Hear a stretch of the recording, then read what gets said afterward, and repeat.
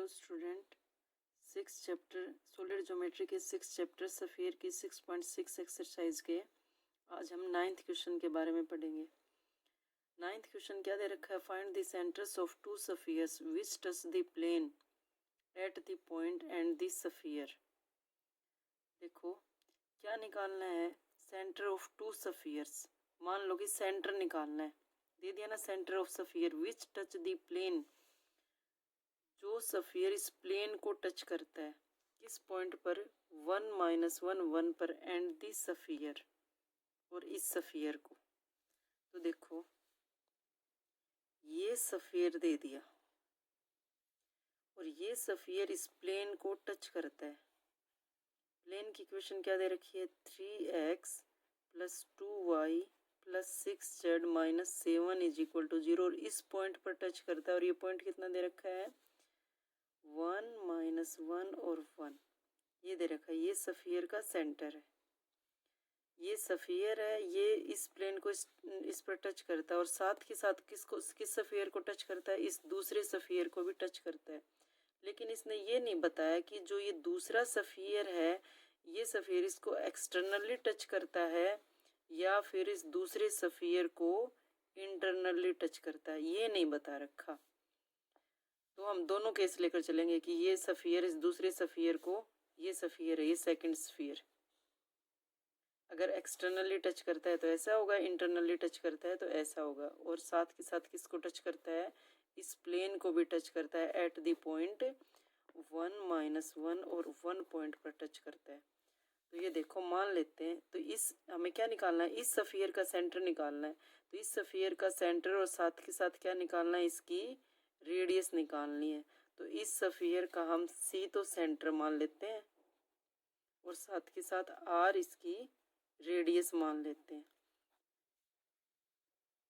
ये सफ़ियर इस प्लेन को टच करता है, ये दूसरे वाला सफ़ियर है, इसका सेंटर मान लेते हैं सी डैश, ये हम यहाँ से निकाल लेंगे और इसकी आर डैश इसकी रेडियस मान लेते हैं। सी डैश इसका सेंटर, आर डैश इसकी रेडियस, ये सी इसका सेंटर और आर इसकी रेडियस। देखो फिर इस सफ़ियर का सेंटर निकालना है हमें। इस सफ़ियर का सेंटर निकालने के लिए सबसे पहले तो हम ये लाइन निकालेंगे, इक्वेशन ऑफ लाइन। क्या बनेगी इक्वेशन ऑफ लाइन? कौन सी लाइन दे रखी है? CP लाइन दे रखी है। और CP लाइन कहाँ से पास होती है? इस पॉइंट से पास होती है। तो क्या बनेगी? x - 1 y + 1 और z - 1 डिवाइड बाई क्या आएगा? ये लाइन किसके परपेंडिकुलर है? इसके। तो जिसके ये डायरेक्शंस रेशियो है, ये क्या बन जाएंगे? Directions cosine. ये 3 2 6 3 2 6 ये बन जाएंगे, क्योंकि ये इसके परपेंडिकुलर दे रखी है CP लाइन। और CP लाइन कहाँ से पास होती है? इस पॉइंट से। ये ले लिया। अब हमने इस लाइन को इज इक्वल टू कोई कांस्टेंट मान लिया। तो जो इस लाइन का जर्नल पॉइंट होगा वो स्ट्रेट लाइन पर कहीं पर भी हो सकता है। तो क्या पॉइंट आएगा? x इज इक्वल टू कितना आ जाएगा? 3r + 1, y is equal to कितना आ जाएगा? 2r - 1 और z इज इक्वल टू कितना आ जाएगा? 6r + 1। ये पॉइंट आ गया। ये पॉइंट इस स्ट्रेट लाइन पर कहीं पर भी आ सकता है। तो इस पॉइंट को हम सी सेंटर लेकर चलेंगे, सी सेंटर, ये वाला पॉइंट। अब देखो ये पॉइंट हमें सेंटर मान लिया, क्योंकि स्ट्रेट लाइन का कोई भी जर्नल पॉइंट हो सकता है। आर की वैल्यू हमें पता नहीं हमें, तो इसलिए इस लाइन का इस सी सेंटर वाला ये पॉइंट हमने मान लिया। पी पॉइंट हमें पता है कितना है? P point 1 - 1 1। तो बाई डिस्टेंस फॉर्मूला इन दोनों पॉइंटों से हम सी पी की लेंथ निकाल लेंगे और वो किसके इक्वल होगी? रेडियस के इक्वल। तो बाई डिस्टेंस फॉर्मूला हम कैसे निकालेंगे? 3r + 1 - 1 स्क्वायर प्लस कितना हो जाएगा? 2r - 1 और minus minus plus 1 square plus 6r + 1 - 1 इसका स्क्वायर और अंडर रूट। इसको सिंप्लीफाई करके कितना आएगा? 7r। ये आ गई इसकी रेडियस। अब दूसरा इक्वेशन ऑफ सफ़ियर कितना दे रखा है? मान लो ये दे रखा है इक्वेशन फर्स्ट। तो जो फर्स्ट सफ़ियर है, जो सफ़ियर फर्स्ट है, उसका सेंटर कितना हो जाएगा? सेंटर हमने मानना है सी डैश। तो सेंटर कितना हो जाएगा? -1/2 coefficient of x - 1/2 coefficient of y - 1/2 coefficient of z। तो सेंटर कितना हो जाएगा? 1 2 3 ये आ गया। और रेडियस कैसे निकालेंगे? r डैश रेडियस मान लेते हैं। सेंटर के स्क्वायर्स का एडिशन और माइनस डी, तो डी कितना दे रखा है 10, तो माइनस 10 हो जाएगा under root is equal to कितना आ गया 2। अब देखो अगर ये एक्सटर्नली टच करता है तो सी और सी डैश के बीच की डिस्टेंस, इस सेंटर से इस सेंटर के बीच की डिस्टेंस कितनी हो जाएगी, इस स्फीयर की रेडियस प्लस सेकंड स्फीयर की रेडियस, यानी C C dash is equal to R plus R dash.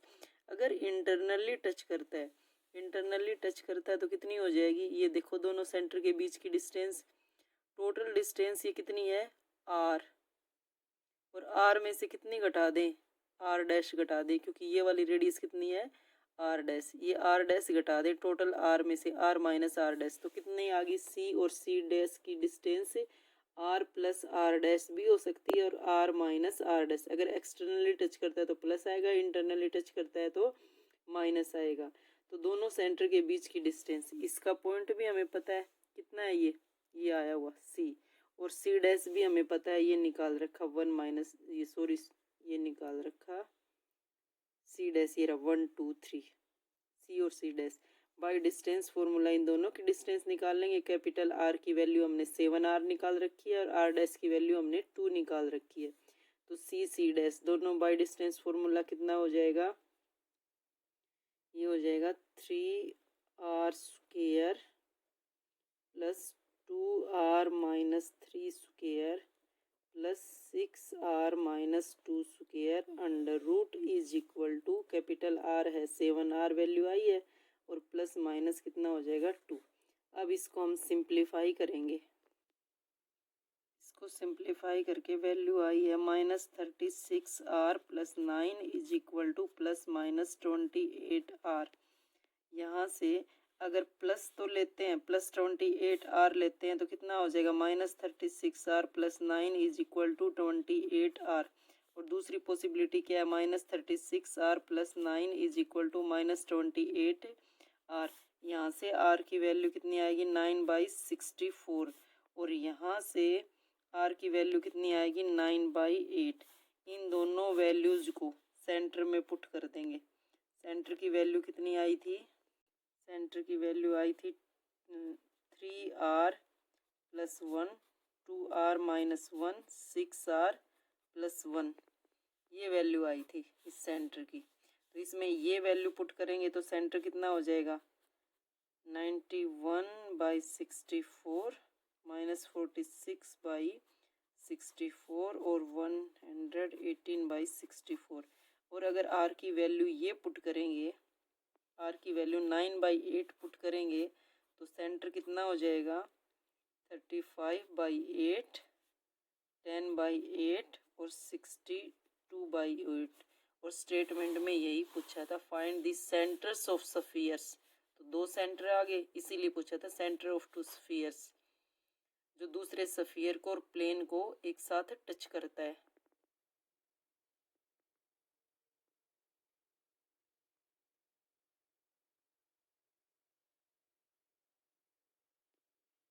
ये हो गए सेंटर ऑफ टू स्फीयर्स।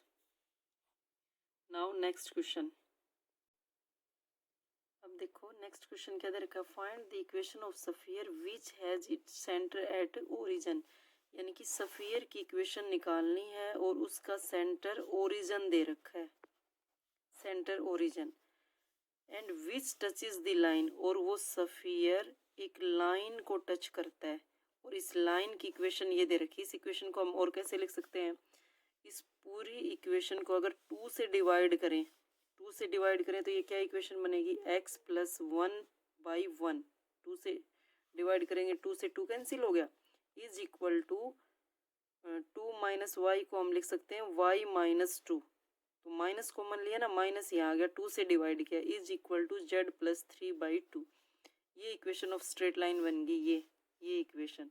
अगर हम इसको generally is equal to r ले लें तो इस स्ट्रेट लाइन का कोई भी जर्नल पॉइंट, कोई भी स्ट्रेट लाइन का जर्नल पॉइंट क्या बनेगा, x is equal to r minus 1 और y is equal to minus 2r plus 2 और z is equal to 2r minus 3। ये जर्नल पॉइंट बनेगा इस इक्वेशन का। देखो अब हमें क्या निकालना है, सफ़ियर की इक्वेशन निकालनी है, उसका सेंटर हमें पता है। अगर हमें रेडियस पता चल जाए तो हम इक्वेशन ऑफ सफ़ियर निकाल सकते हैं। यानी कि मेनली अब हमें सिर्फ रेडियस निकालनी है, और रेडियस कहाँ से आएगी, C2m लेंथ से। हमने मान लिया ये स्ट्रेट लाइन की इक्वेशन थी, ये स्ट्रेट लाइन जो इस सफ़ियर को टच करती है, तो ये जो पॉइंट है ये स्ट्रेट लाइन का कोई भी पॉइंट हो सकता है, इसलिए हमने इस पॉइंट को हमने क्या मान लिया, ये m पॉइंट मान लिया, और C पॉइंट दे ही रखा है। तो ये देखो, इस स्ट्रेट लाइन के डायरेक्शंस कोसाइन क्या बनेंगे, 1 -2 2, इस स्ट्रेट लाइन के डायरेक्शंस कोसाइन। और इसके डायरेक्शंस कोसाइन कैसे बनेंगे, अगर दोनों पॉइंट पता है तो r -1 -0 directions cosine. Second, 2 + 2 -0, 2r -3 -0, यानी कि ये डायरेक्शंस कोसाइन इस स्ट्रेट लाइन के आगे। ये लिखो डायरेक्शंस कोसाइन ऑफ CM कितना आ गया, directions cosine r -1 -0 -2r + 2 -0 2r -3 -0, ये डायरेक्शंस कोसाइन इस लाइन के। और स्ट्रेट लाइन के डायरेक्शंस कोसाइन इसने दे ही रखे हैं, 1 -2 और 2। ये दोनों लाइनें आपस में क्या हैं, परपेंडिकुलर हैं। टेंजेंट लाइन इसके रेडियस के परपेंडिकुलर होती है, और परपेंडिकुलर के डायरेक्शंस कोसाइन की corresponding multiply is equal to 0।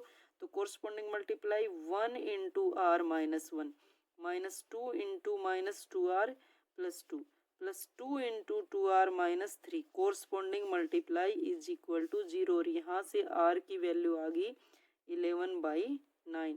अगर इस r की वैल्यू को यहाँ पुट करते हैं तो ये पॉइंट की वैल्यू आ जाएगी, और दोनों पॉइंट हमें फिर पता है, तो क्या निकाल लेंगे, रेडियस। तो पुट करो r की वैल्यू को यहाँ पर, तो m पॉइंट कितना आ जाएगा, 2/9 -4/9 और -5/9, ये आ गया। और c हमें पता ही है 0 0 0, तो CM क्या बनेगा, CM रेडियस बनेगी। और रेडियस दोनों का बाय डिस्टेंस फॉर्मूला निकाल लेंगे, this -0 square, this point -0 square, this point -0 square, कितना आ जाएगा, 4/81 + 16/81 + 25/81 अंडर रूट, और इसको सिंप्लीफाई किया तो 81 LCM, ये आ गया 5/9 अंडर रूट, ये आ गई रेडियस। तो अब सफ़ियर की इक्वेशन क्या बनेगी, x -0 का स्क्वायर + y -0 का स्क्वायर + z -0 का square is equal to radius का स्क्वायर। तो इक्वेशन क्या बन गई, x² + y² + z² is equal to 5/9, ये बन गई इक्वेशन ऑफ सफ़ियर जिसकी हमें ज़रूरत थी। नेक्स्ट क्वेश्चन देखो, find the equation of two spheres, यानी कि सफ़ियर की इक्वेशन निकालनी whose centre lie in the positive octant. अगर सफ़ियर का हम सेंटर लेते हैं, अल्फ़ा बीटा गामा ले लिया मान लो, लेट द सेंटर, और इसने क्या कहता है कि centre lie in the positive octant, positive octant यानी कि पॉजिटिव ऑक्टेंट, इसका मतलब अल्फा बीटा गामा तीनों पॉजिटिव होंगे, फर्स्ट क्वाड्रेंट में लाई करेगा। And which touch is the plane, जो सफ़ियर की इक्वेशन निकालनी है उसका सेंटर तो पॉजिटिव ऑक्टेंट में, यानी कि तीनों की तीनों पॉजिटिव हैं। और साथ ही साथ क्या दे रखा है, जो सफ़ियर है वो इन प्लेन्स को टच करता है। पहले 4 प्लेन दे दी, x is equal to 0, y is equal to 0, z is equal to 0, और फोर्थ प्लेन क्या दे दी, 2x + 2y + z is equal to 8 है। तो यानी कि इस सफ़ियर का सेंटर हमने क्या ले लिया, C centre alpha beta gamma, और ये C सेंटर इन चारों प्लेन, सॉरी ये सफ़ियर इन चारों प्लेन को टच करता है। तो सबसे पहले हम लेते हैं कि x is equal to 0 plane को टच करता है। अगर इस प्लेन को टच करता है यानी कि ये परपेंडिकुलर डिस्टेंस, सेकंड प्लेन को टच करेगा तो वो भी परपेंडिकुलर डिस्टेंस, थर्ड प्लेन को टच करेगा तो वहाँ भी परपेंडिकुलर डिस्टेंस, फोर्थ प्लेन को टच करेगा तो वहाँ भी परपेंडिकुलर डिस्टेंस, और सारी की सारी परपेंडिकुलर डिस्टेंस किसके इक्वल होंगी, रेडियस के इक्वल। और सारी परपेंडिकुलर डिस्टेंस अगर रेडियस के इक्वल है तो चारों आपस में भी तो इक्वल होंगी, इसीलिए तो यहाँ पर परपेंडिकुलर डिस्टेंस निकालो। इससे कैसे निकालते हैं परपेंडिकुलर डिस्टेंस, इस सेंटर के कोऑर्डिनेट्स को प्लेन में पुट करेंगे, पुट करो, सिर्फ x की जगह पुट कर सकते हैं, y z तो है ही नहीं, तो x की जगह पुट करेंगे, पुट कर दिया अल्फा डिवाइड बाई x के कोफिशिएंट के स्क्वायर्स का एडिशन और अंडर रूट, कितना आ गया 1। अब दूसरी प्लेन लेंगे y इज इक्वल टू 0, अब इसको टच करेगी तो वही परपेंडिकुलर डिस्टेंस निकालो, वो भी किसके इक्वल है, रेडियस के इक्वल। तो y की जगह कितना आ जाएगा, बीटा डिवाइड बाई 1। अब तीसरी प्लेन क्या दे रखी है, z is equal to 0, put करो z की जगह, तो वो भी क्या आ जाएगा, mod of gamma by n। अब is equal to fourth plane क्या दे रखी है, 2x plus 2y plus z minus 8a is equal to 0। अब इसमें भी परपेंडिकुलर डिस्टेंस फोर्थ प्लेन को टच करेगा, तो अल्फा बीटा गामा को पुट करो, इज इक्वल टू कितना आ जाएगा, x की जगह अल्फा, y की जगह बीटा, z की जगह गामा और 8a, और डिवाइड बाई इनके कोफिशिएंट के स्क्वायर्स का एडिशन और अंडर रूट। तो कितना आ गया ये, alpha is equal to beta is equal to gamma is equal to, ये कितना हो गया 9, 9 का अंडर रूट 3, तो कितना हो गया 2 alpha plus 2 beta plus gamma minus 8a divide by 3, और इज इक्वल टू किसके इक्वल है, ये सारी रेडियस के इक्वल। तो अल्फा बीटा गामा तीनों की वैल्यू किसके इक्वल है, रेडियस के इक्वल। तो अल्फा बीटा गामा की जगह हम क्या लिख सकते हैं, यहाँ पर r लिख सकते हैं। तो कितना हो जाएगा 2r plus 2r plus r 5r minus 8a is equal to 3 उधर चला जाएगा 3r। जब मॉडुलस को हटाएंगे 5r minus 8a is equal two plus minus 3r आएगा। तो यहाँ से r की एक बार प्लस 3r लेंगे, एक माइनस 3r, तो r की दो वैल्यू आ गई 4a और a। अगर r की वैल्यू 4a लेते हैं तो सेंटर कितना हो जाएगा, रेडियस तो ये हो ही गई, सेंटर कितना हो जाएगा, alpha beta gamma is equal to 4a, यही हो जाएगा। तो सफ़ीर की इक्वेशन क्या आ जाएगी, x minus alpha square plus y minus beta square plus z minus gamma square is equal to radius square. तो अल्फा बीटा गामा की वैल्यू रखो, x minus 4a square plus y minus 4a square plus z minus 4a square is equal to r की जगह क्या लिखेंगे, 4a square. अब इसको simplify कर लेंगे, वही इक्वेशन ऑफ सफ़ीर। दूसरी पॉसिबिलिटी क्या थी, r की जगह क्या ले सकते हैं, a, r की जगह a लेंगे तो वही अल्फा बीटा गामा की वैल्यू क्या बन जाएगी, a। तो सेकंड इक्वेशन ऑफ सफ़ीर क्या बनेगी, x minus a square plus y minus a square plus z minus a square is equal to a square. Two equation of sphere आ गई और यही निकालना था। नेक्स्ट क्वेश्चन है, tangent plane at any point of this sphere. Sphere की equation क्या दे रखी है, x square plus y square plus z square is equal to r square. यहाँ पर इस सफ़ीर का सेंटर कितना है, 0 0 0, और रेडियस कितनी है, आर, ये रेडियस है, रेडियस आर है। अब देखो साथ के साथ क्या कहता है, जो टेंजेंट प्लेन है इस सफ़ीर के लिए मीट्स द कोऑर्डिनेट एक्सिस, यानी कि अगर कोऑर्डिनेट एक्सिस ये लेते हैं एक्स वाई जेड, तो क्या कहता है एक्स एक्सिस को ए पर, वाई एक्सिस को बी पर और जेड एक्सिस को सी पर मीट करती है, ये दे रखा है इसने।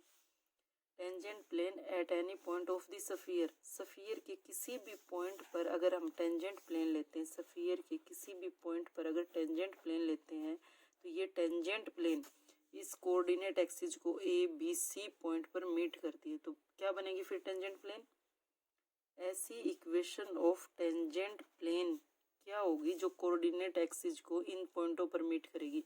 तो इस डिस्टेंस को हम क्या मान लेंगे, ए, इस डिस्टेंस को हम क्या मान लेंगे, बी, और इस डिस्टेंस को क्या मान लेंगे, सी। तो एक्स एक्सिस पर है ना ये ए डिस्टेंस, तो क्या हो जाएगी x by a, y axis पर बी, y by b plus z by c is equal to 1। ये इंटरसेप्ट है एक्स एक्सिस पर, ये वाई एक्सिस का इंटरसेप्ट, मतलब इसकी लेंथ है ओरिजिन से इस प्लेन की। तो इक्वेशन ऑफ टेंजेंट प्लेन, ये टेंजेंट प्लेन जो इस सफ़ीर को यहाँ पर एट एनी पॉइंट पर टच कर रही है, तो ये इक्वेशन ये होगी। अब देखो ये इक्वेशन फर्स्ट होगी, ये सेकंड। तो सेकंड इक्वेशन क्या है, टेंजेंट प्लेन है, किसके लिए है, ऑफ सफ़ीर फर्स्ट के लिए, फर्स्ट सफ़ीर के लिए टेंजेंट प्लेन है। तो देखो अब देखो इस सफ़ीर के लिए टेंजेंट प्लेन है, तो इस सफ़ीर का सेंटर कितना है, कितना है इस सफ़ीर का सेंटर, ये निकाल रखा, कितना है इस सफ़ीर का सेंटर, 0 0 0, और इस सफ़ीर की रेडियस कितनी है, आर।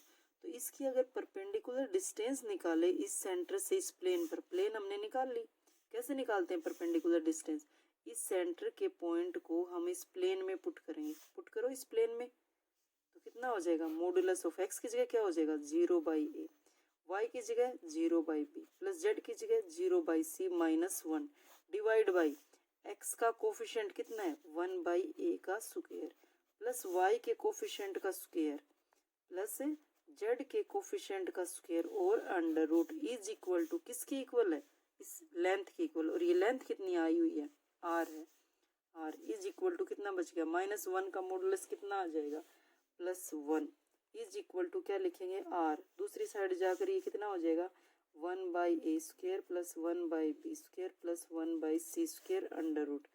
अब यहाँ पर हम स्क्वेयरिंग बोथ साइड करें, r को इधर ले आते हैं 1/r is equal to squaring both side करें तो 1/r² is equal to 1/a² plus 1/b² plus 1/c²।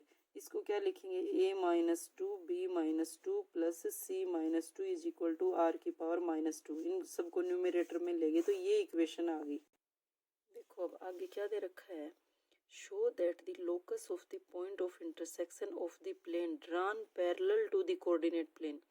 locus of points of intersection निकालना किसका, plane drawn to the parallel of coordinate plane। coordinate plane क्या लिया हमने, एक तो ये थी x is equal to 0, y is equal to 0, z is equal to 0, यही प्लेन थी ना। तो x इज इक्वल टू 0 के हमें पैरेलल प्लेन लेनी है, जो कोऑर्डिनेट प्लेन थी ना उनके पैरेलल प्लेन लेने। तो पैरेलल प्लेन में तो सिर्फ एक कांस्टेंट का डिफरेंस होता है। अब हमें चेक करना है ये कांस्टेंट का डिफरेंस कितना है। तो देखो प्लेन कितनी ली है x इज इक्वल टू 0 और इसके पैरेलल प्लेन कौन सी है x is equal to k। और जो ये x इज इक्वल टू 0 यानी कि yz प्लेन है, वो x इज इक्वल टू 0 कहाँ पर होता है yz प्लेन में। और ये x is equal to k ये प्लेन भी कहाँ से पास होगी, जो x एक्सिस का इंटरसेप्ट फॉर्म थी a00, x is equal to k कहाँ से पास होगी, यहाँ से। और जब ये plane x is equal to k passes through a00 इससे पास होगी तो x की जगह क्या लिखेंगे a, y और z है ही नहीं तो k की वैल्यू कितनी आ गई a। तो ये प्लेन कितनी बन गई अब x is equal to a। Similarly क्या निकालेंगे y is equal to b और z इज इक्वल टू क्या निकालेंगे c। तो यहाँ से हमने कांस्टेंट की वैल्यूज निकाल ली, a b c की वैल्यू कितनी आई x y z। तो अगर यहाँ पुट करेंगे इसमें जो हमारे पास इक्वेशन आई हुई है तो क्या हो जाएगा, a की जगह क्या पुट कर सकते हैं x और b की जगह y और c की जगह z और r-2 और यही निकालना था हमें। अगर इन जो प्लेन है उनके पैरेलल कोऑर्डिनेट प्लेन लेते हैं और वो ए बी सी से पास होती हैं, यहीं से तो पास करवाइए ए से, जो x is equal to 0 x is equal to k था ये कहाँ से पास करवाइए यहीं से। तो क्या सरफेस बन जाएगा x-2 y-2 z-2 r-2 और यही तो आ गया। ये थी exercise 6.6। Any queries any problem then you can comment. Thank you.